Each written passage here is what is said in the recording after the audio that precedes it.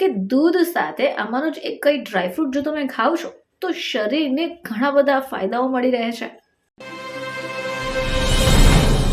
નમસ્કાર દર્શક મિત્રો, ખબર છે .com પરથી હું દ્રષ્ટિ નાયક આપ સૌનું સ્વાગત કરું છું. મિત્રો, આપણે સૌ જાણીએ છીએ કે શરીરને જરૂરી પોષક તત્વોની જરૂર હોય છે. આને જ કારણે આપણે ઘણી બધી વસ્તુઓને આપણા આહારમાં સામેલ કરવી પડશે. આપણે લીલા પાંદડાવાળા શાકભાજી, ફ્રૂટ્સ તો ખાઈએ જ છે, પરંતુ આની સાથે આપણે ડ્રાયફ્રૂટ્સ પણ એટલા જ જરૂરી બની પડે છે. હવે જો આ ડ્રાયફ્રૂટ્સને તમે યોગ્ય રીતે સેવન કરો છો તો ચોક્કસપણે તમને ફાયદો મળે છે. મિત્રો, કાજુ, બદામ, અખરોટ તો તમે ખાતા હશો, પરંતુ શું આપને ખબર છે કે દૂધ સાથે આમાંનો જ એક કઈ ડ્રાયફ્રૂટ જો તમે ખાવ છો તો શરીરને ઘણા બધા ફાયદાઓ મળી રહે છે. આજે આપણે વાત કરીશું અખરોટની.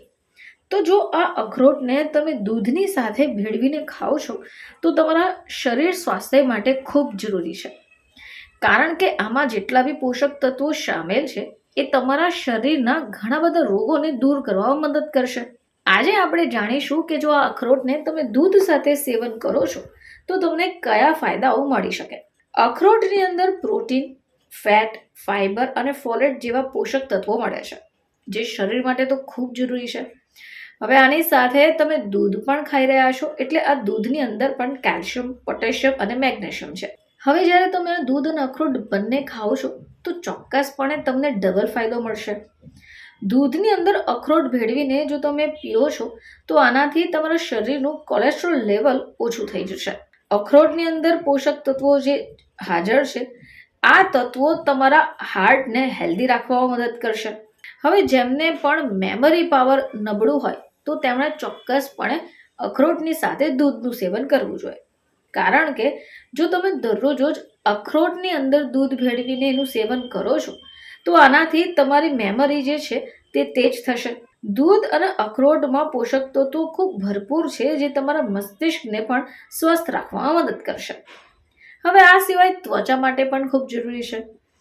દૂધ અને અખરોટ તમારી ત્વચા માટે ખૂબ જરૂરી છે.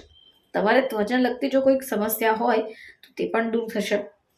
આ સિવાય એન્ટી એજિંગ ગુણ પણ છે, જે તમારા ચહેરાના ગ્લોને વધારે છે. હવે આપણી ઇમ્યુનિટી જો સ્ટ્રોંગ હોય તો આપણને કોઈ તકલીફ નથી થતી, પરંતુ ઘણા બધા લોકો એવા હોય છે જેમની ઇમ્યુનિટી પાવર સિસ્ટમ થોડી નબળી હોય છે, તો તેમણે પણ આ દૂધને અખરોટની સાથે ભેળવીને સેવન કરવું જોઈએ.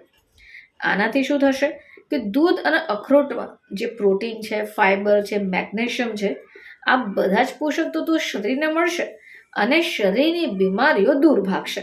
હવે બ્લડ શુગર લેવલ જેમને કંટ્રોલમાં ન રહેતું હોય તેઓ પણ આ દૂધ અને અખરોટનું સેવન કરી શકે, કારણ કે અખરોટ બ્લડ શુગર લેવલને કંટ્રોલ કરવામાં મદદ કરશે. તો આ તો ફાયદા થઈ ગયા, પરંતુ એ પણ જાણવું પડશે કે આ દૂધ અને અખરોટનું સેવન આપણે ક્યારે કરવું જોઈએ. તો રાત્રે જ્યારે તમે સૂઈ જતા હોય, સૂવાના સમય પહેલા તમારે અખરોટવાળું દૂધનું સેવન કરવું જોઈએ. આનાથી તમારા શરીરને ચોક્કસપણે ફાયદા થશે જ, પરંતુ વધારે ફાયદા થશે. આની સાથે જો તમે ઈચ્છો છો તો સવારે જ્યારે નાસ્તો કરતા હો ત્યારે પણ આનું સેવન કરી શકો. ફરીથી તમારી સમક્ષ હાજર થઈશું, ત્યાં સુધી જોતા રહેજો ખબર છે .com.